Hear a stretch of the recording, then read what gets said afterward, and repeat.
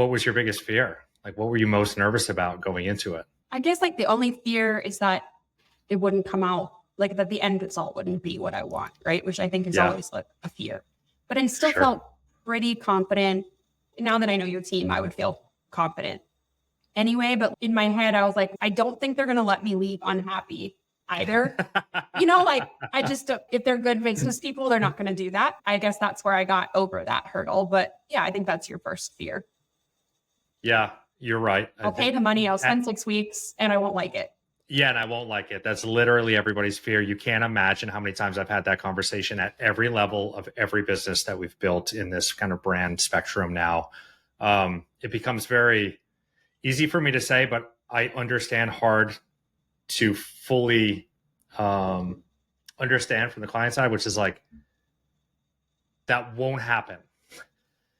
There's so much iteration and process and structure and support and care and all these things built into the process that, like, for that to happen, that happens in a world where you give us money, we go dark for 6 weeks, and we just pop up with a single solution and say, I hope you like it.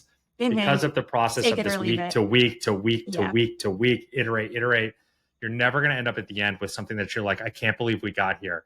In the middle of a project, that is a natural tension, as everyone's working through the more of this, less of this, more of this, less of this. But that's what that part of the project is supposed to be.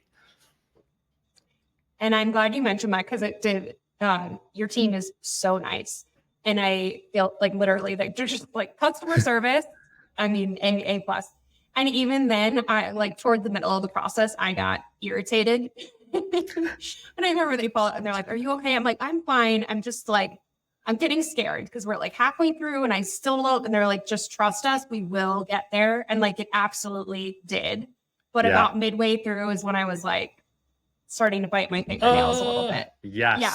But we totally crossed the chasm and Yes. Yeah. It's all about the communication. You have to communicate that fear for us to be able to address it, comfort it, and actually maybe very quickly, like pivot to it sometimes. Right? Say like, okay, what is driving that fear? Where do we seem to be so off that maybe we haven't aligned with you yet? Or is it just straight up fear and we can all kind of get through that in a very kind of normal process? Yeah, it's a part of the game. For me, it was like not understanding either, like what your team did a great job of like recovering from that. And I was also really stressed. I told them that. I was like, I'm having a stressful week. So like, I'm sure this is just not all you either. But like they did a good job of educating me on like, I didn't understand some of the terminology you guys use, right? Like visual language, for example. Like I would be like, well, I don't love the colors. They're like, great, but do you like the frequencies? And do you like this? And do you like, and I'm like, well, yeah, I like that. They're like, okay, then you are liking the visual language. We just need to get the color palette. And I was like, oh, okay.